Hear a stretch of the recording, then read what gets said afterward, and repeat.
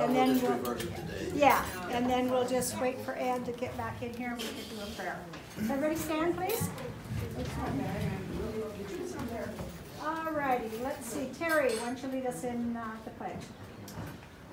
Pledge allegiance to the flag of the United States of America and to the republic for which it stands, one nation under God, indivisible, with liberty and justice for all. All righty. You got it. If you say it wrong, it has no meaning. What are we teaching our children if we just continue to say this in rows? No motion, no. Amen. Exactly. All righty, we're going to go ahead and keep standing, please, and we're going to have Ed say a prayer for us. Sorry, Ed, we caught you off guard.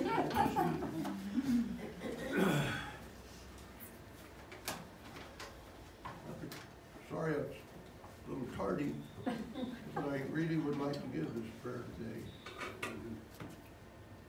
Precious Lord, this is the end of a momentous week. Two historic events have been brought to our minds. They depict the extremes of mankind's behavior. D-Day, an event in support of the freedoms we grant mankind. The slaughter of innocents at Tiananmen Square reminds us of the depths of man's ability to succumb to evil. Dear God, let us remember these lessons these events offer. Help each of us be better citizens of our great republic. Let our conduct be worthy in your sight. We have, each of us, something to offer. It may be small, but to offer to our community, state, and nation.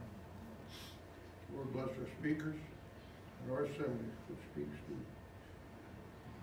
Implement your lessons and do good, do no harm, and be humble in your service. Shalom. Amen. Amen. Thank you. All righty. We're going to have Glenda give us a report on the minutes of treasury. Okay, President Gwen Smith called in Vice President. I went to the Vice President. Gave me the job. Gave me the job. Vice President Gwen Smith called a new meeting of the North Valley Cackling Club to order with 36 present on May 17th. Skip Chisholm led us in prayer. We recited the Pledge of Allegiance. Judy Klein, I vote yes. Quiet. Show respect. All right. Sorry. The minutes from May 3rd meeting were read. Treasurer's report, we have $2,368.28. The next Celebrating Conservatism Society meeting will be held the next Monday in Hamilton. Skip talked about the meeting going on about the septic systems. Katie added that it is the county, EPA, and state they are trying to be in compliance with. Ellen Barr talked about the Range magazine. Vice President Gwen Smith introduced our guest speaker, State Representative Teresa Manzella, who talked about the legislative session, the bills passed, some that didn't make it, and some that were bad bills that were passed. Teresa talked about the 38 special and the Solutions Caucus. Ellen Barr presented Teresa with a certificate for following the Constitution. Questions and discussion followed. The 50-50 was $62, and Jimmy Canton won $31. The meeting was adjourned, respectively submitted to Glenda Edgeworth. And we now have $2,389.28. Thank you. Glenda, there's a correction that needs to be made. What's that? We are not celebrating conservatism. That group died several years ago. Oh, advancing conservatism. Okay, sorry. Okay, please. Sorry about I that. don't want to be affiliated with a dead group. That's still on my mind, so I that's know, what I got it. It's okay. Just You don't want any relationship to that, do you? Okay. Judy is not here today, so, and I don't recognize a lot of people here. So, if anybody would like to stand up and tell us who you are. I'm Margaret Rowe from Cascade County, precinct 1981, and my husband. We're here to cheer on our friends. Great. Thank you. Yes. Thank you.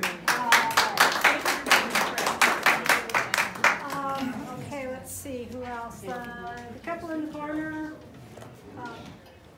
You. We've been here repeatedly. You have, okay. Yes, my wife had that. Okay. Thank you. I'm sorry, I don't remember everybody, so. All right, let's see who else. I think I recognize everybody else that's here. Cindy Hamilton. Okay. Everybody else? Okay. This is Gary Sanders. Oh, I'm sorry, yeah, Gary. Gary Sanders, you're from Florence? I'm from Lolo Lolo. right now. Okay. All right. Okay, I think we know everybody else. And, we're going to do old business. Anybody has any old business? Okay, new business? It's really not business, it's kind of monkey business, but I thought this was pretty funny. A while back, I seen a thing by the Patriot Post, if you're familiar with it. It's a tremendous website. And they had a United States Articles of Impeachment, House Representatives Resolution impeaching Donald J. Trump, President of the United States, for the following high crimes and misdemeanors. And they listed one: we don't like him. So I thought I could do a little better. All right, mine. We start off with 1, we don't like him. 2, he beat Hillary. 3, we don't like him. 4, it was her turn. 5, we don't like him. 6, he wants to drain the swamp. We don't like him. 8, he wants a wall. 9, we don't like him. 10, he wants to make America great again. We don't like him. 12, he is doing good things for America. We don't like him.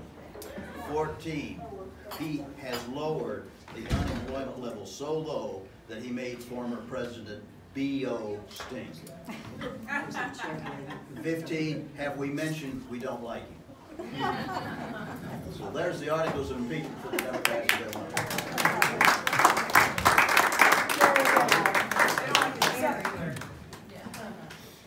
Did you have something? Bill, did you have something that you wanted to say? No? Okay. Okay. Yes. So moving on to announcements. All the legislators from Ravalli County have been invited to participate in a town hall on the 17th, that's a Monday, at the Ravalli County Board of Realty Office on 4th and Cherry. And that's for advancing conservatism. Advancing conservatism. Okay. Yeah. All right. Anything else? Any other announcements? Pardon? No? Okay. All right, we're going to move on. We're going to go ahead and I'm going to have Teresa Manzella introduce our speakers today. And we're just going to move right on to getting that going. This is great. Thank you all for being here. Thank you so much for your concern about what's going on in our state, in our county. I think it's great to have a full house. We are honored today to have former Senator Ed Butcher and Lonnie Bergstrom here to share their program called Legistats. It's concerning legislator loyalty. And I believe you've been compiling information since at least 2013. How long? 2005. They've compiled a lot of data. And admittedly, they will tell you that this is not a perfect tool, but it is a very, very good tool. It's the best tool we have at this time for ranking legislator loyalty. That's right. And I would draw your attention to the sign behind the gentleman here. This meeting is being recorded, so everybody knows that, just so you know that. And without further ado, well, let's see, let me share a little bit. Travis Butcher was Travis was the mind behind this. He designed the software because we've had problems keeping our herd together for a long time. So he created the software, and then he died unexpectedly about a year ago? Year and a half ago. So God bless these gentlemen for picking up where he left off. They got up extremely early to make the 5-hour trip over here. So we should really appreciate and thank them for that. They do it on their own dime, on their own time, and they're going to be traveling the state to share this information so that everybody will know what is going on in our legislature. Thank you. Thank you, Teresa. You know, I'm delighted to be here today. Don't get over the western end too much. I had an uncle that lived for years down at Darby, and so I was in and out as a kid through this country back before it became subdivided and developed totally. I still remember when it was kind of a rural county in those days. But it is really delightful. I'm glad to see my former colleague, Jim Shockley, here. Jim and I served together in the legislature. He was our legal mind in there. It was always trying to straighten the rest of us up when we were going astray, right, Jim? Yes, I tried it. I know. You really worked at it. You're putting winning on the map. Gotta get the right W. You're a pleasure to serve with you. When I saw that car out there, I knew you were here. Yeah, I have the only car in the United States quite like that one. It's gotten 13 deer so far. I got tired of helping the body men rebuild cars, and so I had an Australian design deer guard put on my Lincoln Town car.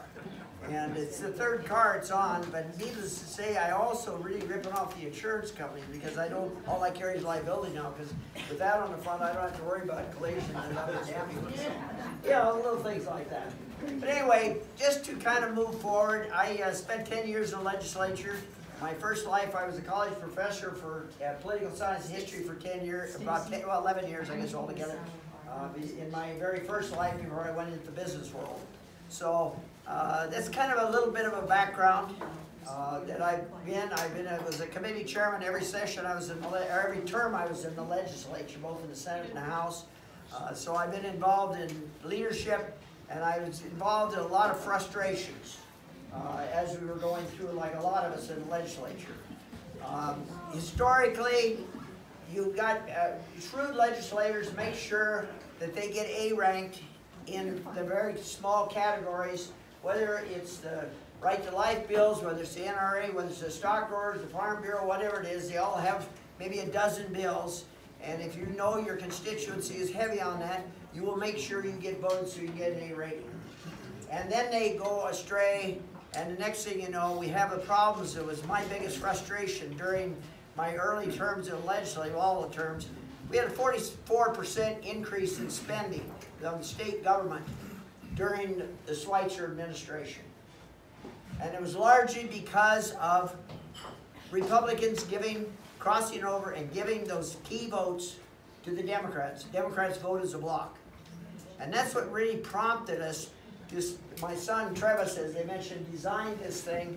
And this is why I designed it, because we'd have to be ranked on all these different groups, and it really didn't tell anything about the overall positions of the legislators. You have a Republican platform, and we all always felt that what the delegates put in that platform should be adhered to by the legislators. Amen. And unfortunately, we have too often, we have renegade Democrats, I call them the Democrat wing, or Republican, Democrat wing of the Republican Party, that jumps over and supports these bills. And not everybody's 100%. One thing I want to emphasize, want to explain, because Legistats is getting attacked by the Democrat wing of the current Democrat wing of the Republican Party, led by Lou Jones. And Lou's not ideological. I mean, I served with Lou in the legislature. It's a matter of Lou likes power. And now he controls the legislature with his little hand-picked group of 15 to 20 in the House and 6 to 10 in the Senate. And they will cross over on the key bills to make sure that Bullock and the Democrats get their legislation through. And that's what we are doing to expose this. And this thing does not take every bill. The only bills that Legistats records are those that at least 50% of the Democrats vote one way and at least 50% of the Republicans vote the other. All the Republicans on here have crossed over and voted to some degree for Democrat promoted legislation. They can be sponsored by Republicans or Democrats, because the Democrats are smart enough, they tend to get some Republicans, like-minded Republicans, to carry their legislation for them. This has gone on forever, very typical. And some of them are very well-meaning.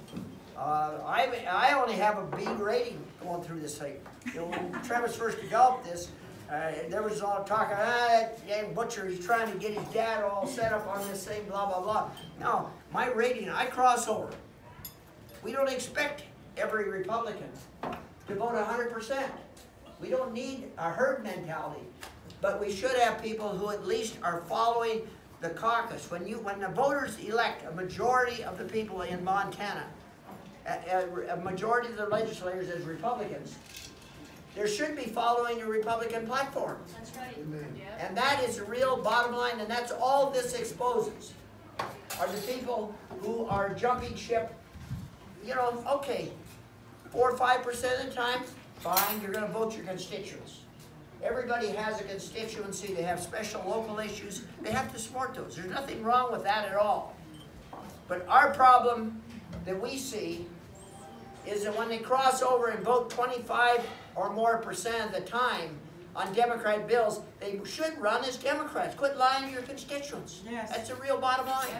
And that's what this is all about, is to point out where these people are. There's nothing, nobody handpicks any bills. This is not cherry-picked. This simply picks out those bills which are, in fact, partisan. Now, as we go through, you'll see that it's maybe a little hard to follow that, but it's very easy to go. We open up the website. It's RepublicanLoyalty.com is the website. Very easy one to reference to, and you can go through and you can study it. And what makes this a very... Just legislator loyalty. Legislator loyalty. Not, you said Republican. Oh, yeah, legislative loyalty, excuse me. Legislative loyalty, you're right. The bottom line is we want people, because when you go into this, if you click on any one of those names on there, Lonnie, why don't you just click on a name, just pick out one at random, and show what comes up. So we'll take Redfield as the top place Republican. And he crossed over six times. He crossed over and voted for 6 partisan bills. So here again, the #1 guy, #1 ranked loyal Republican, still voted for some Democrat-sponsored bill or Democrat-promoted bills. So anyway, what it does then is it brings up all of the bills. And we got these little characters there. That's the elephant is loyalty ones. We probably should have got one of them that was in the F column, then you could see both sides real easy. But anyway, there's one that crossed over. We might show a comparison then. Yeah, well that's good. You see there, you see. Oh, wait, go down and catch that elephant, that one, the rhino bill. There are a couple more coming. Okay. But anyway. Lots of elephants. We like seeing lots of elephants. The elephants, yeah, this guy's obviously #1 ranked in the House. Yeah. Does your program take Democrats and show if they cross over and vote for Republican? You can go back through. This was designed for Republican primaries. So Republican voters know who they're voting for. We know what the Democrats are going to vote for. That's what I was trying to show, because of the loyalty the Democrats have to their own party and their platform. They're 100% basically. They cross over, Lonnie. Okay, well, the reason I think what Travis ran into years ago was when they had a tracking system. Of course, it takes a lot of work to build the algorithm, computer system to pull all the bills. And what they discovered was that there was so little crossover in the Democratic Party that it really wasn't worth tracking. See, that's so important. In the 2017 session, I went back and manually broke them out. In the 17 session, the Democrats crossed over, voted on a Republican bill 3.6% of the time. This session, they did a little bit better. They actually crossed over 5.5% of the time. They'll probably be executing some people. Well, I can tell you what, almost 30% of those crossover votes came on a handful of bills. There was one on wolves, or a couple bills on wolves. They crossed over. They crossed over a bunch on the Montana rock and roll song. So they garnered a bunch of crossover votes from the Dems there. There was a divorce bill. There, you know, a handful of bills was a big responsibility of most of their crossover. So why don't you rate the most important, most impactful, most consequential bills of the session? Why don't they show up on your list? The budget bill, $10.3 billion, and you don't even rank it. We're talking. Major pro-life bills, pro-gun bills, Okay. you don't even talk about There's all kinds those. of groups that are working on pro-life, But why pro-gun. don't you? We're not in there. We are showing with the Republicans who are deserting their caucus. We're talking the majority of the On Republicans. inconsequential bills, people need to No, know that. they're not inconsequential. The The most majority important of the bills Republican don't Party supports these. They're the leaders in the Republican Right, Party. it's the The partisan most bills, important Nancy. bills you do not rank. So if the legislature decides to name a highway after a deceased highway patrolman, that is not a partisan bill. It probably passes almost 100% in both parties. Those aren't the kind of bills that are looked at. So you will only look at hyper-partisan. Yes, not hyper. all yes. the bills. 50% of one party voting bills, one way or more, or 50% Not in. Republican bills, not leadership bills. That's right. The nothing. Republican or Democrat That's right. bills. That is so important. So this is That's right. almost meaningless. And that's why it's so meaningful, is because we need to point Excuse out me. the Republicans. They have the floor. Yeah, they And have Lonnie, the you were floor. making a point. No, Alan started raising questions, so. Lonnie, you were in the process of making a Let's not point. questions until the end. No questions. Let him Yeah, let- speak. No, it's strictly based on the partisan bills. And excuse me, if you come into our county, our district, and our constituents, we need to challenge what you're saying, because Nancy, there's can complete we, disagreement. Nancy, can we do this a little bit later? We want to As hear long what he as has we to have say. plenty- Let's go But ahead we and want to hear the presentation. We can So if discuss you this can later. do We'll that lay out when we what's get going done, on That'd here. be great. As long as you leave a lot of time for questions. Oh, yeah, Yeah, we're but wide Don't open for throw a questions. bomb and leave. I've never had a problem with questions. Right. So anyway, when you pick out a particular bill, because we want total exposure of what's going on, total transparency, this thing is designed for 100% transparency. There's 232 bills out of the, what was it, 800 total or somewhere in that were partisan bills. The rest of them were nonpartisan bills. And when we say nonpartisan, again, remember, it's 50% or more.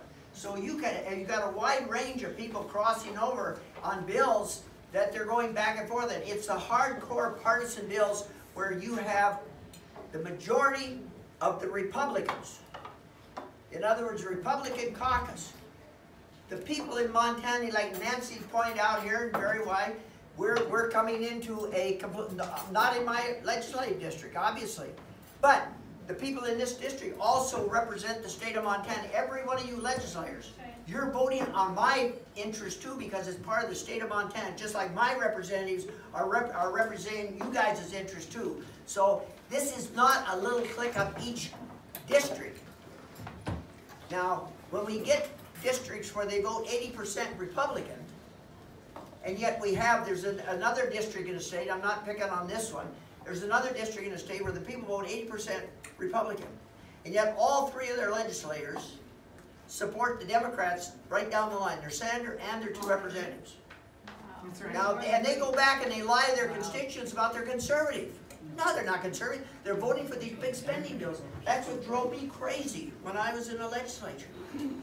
I watched these things go through, and I served on the Senate Finance Committee, so I was in the appropriation process during one of my sessions.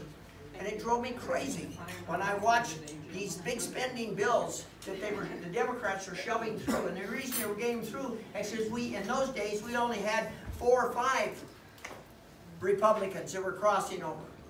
One session, we were tied. And one legislator, particularly, nicest guy in the world. I mean, I really like this guy. But just to give you an example of the impact, I'm on house taxation at that point. And we had it was 103 bills had some fee or tax in it. Now, Nancy pointed out, we don't rate House Bill 2, which is the big appropriation bill. That's got all kinds of worms in it. There's all kinds of arguments going in there. We're talking about the policy bills that build that. Because out of every policy bill, you vote for an education bill, and it has to be financed through House Bill 2. Well, it's generated coming out of that. Whatever bills there's a fiscal note on, that's what we're concerned about. And in that particular legislative session, we were tied. And all the Democrats had to do is get to one Republican in that committee to get it out of committee. And we had one member there, nicest guy in the world, 83, we killed 83 of the 106 or 109, whatever it was. The rest of them went through because he crossed over in those points and got the stupid bill out of committee.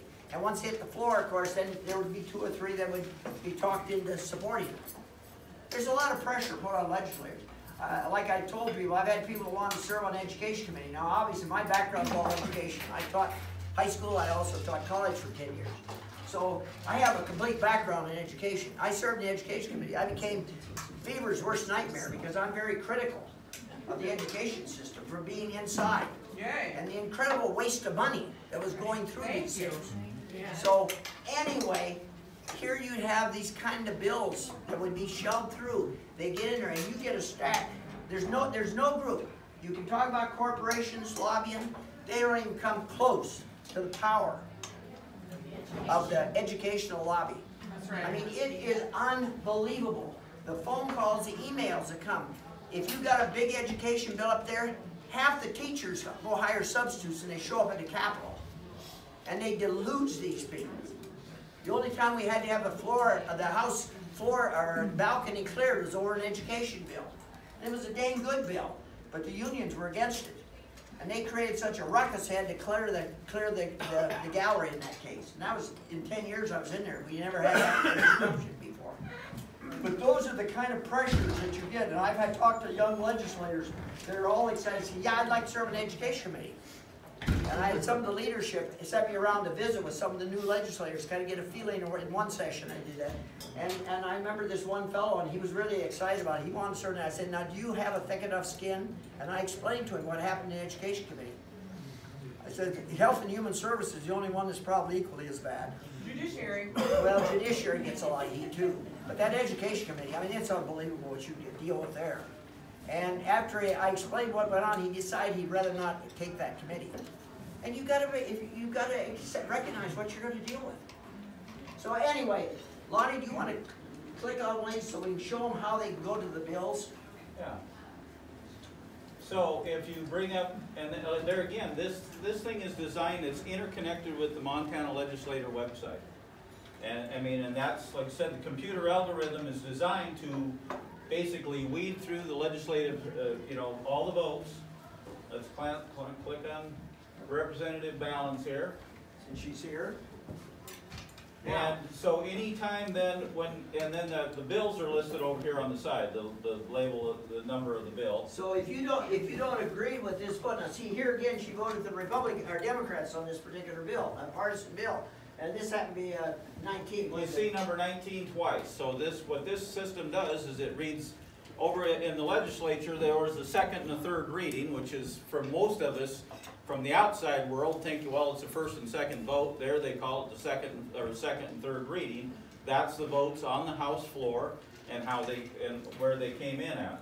Now you can pull up the bill by simply clicking on the bill, and now it'll tell you it tells you the breakdown between the Democrats and the Republicans. There's 42 Democrats in the House. There was 58 Republicans. 22 Republicans voted with the Democrats. Right, you can see on that one there was a big split. And then, if you wanted to go in any further up above, where it tells you who the sponsor is, and you can click on the bill details, and it'll not only take you to the text of the bill if you want. You want to read the bill, you then you can decide whether read the bill. You may agree with the person's vote. I mean, the person who voted on it. Maybe you read the bill and you say, well, I think she was right to do that. And that's great. That's the transparency. Or you can go down. We're not saying right or wrong. We're just saying they deserted the majority of the Republicans who are supposed to be running the legislature Is it ever possible that they voted for their constituents? Yes, and that's what their why, constituents that's why we wanted? don't. So I wonder if you could quit saying that they voted with the Democrats. It's possible because. He's we already have addressed that different- issue. I'm talking. And it's been asked, Calm She's speaking. It's possible that they voted for their constituents because not all districts are the same. Okay, guys. So possibly you could quit saying they voted with the Democrats. Quiet, everybody, Yeah. let her speak, she's got a Thank you very, very It's up to she's him, got a okay. very valid All point. right, thank you. There's a very valid point.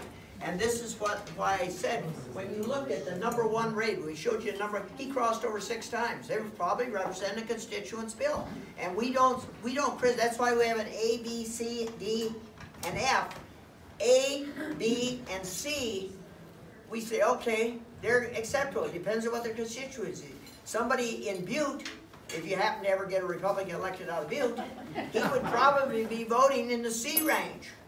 So you know, Ed, I'm an educator as well, both high school and college. I taught both, and I'm an administrator at both levels. So as an educator, you know that words matter.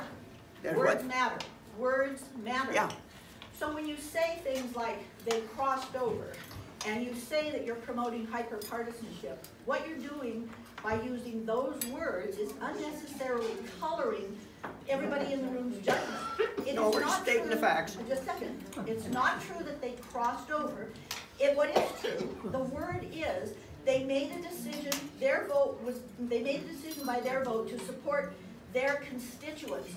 It has nothing to do with crossing over. And you know that as a former legislator. When you use those inflammatory words, you do it for that reason. Would you prefer I said they voted against the Republican majority? Well, absolutely, that's not true. It is. I would rather that you would state the truth. You are entitled to your opinion, but so are these people It's that not get an elected. opinion. Yes, They it voted is. against the majority of the Republicans in their body. That Yes, is go ahead.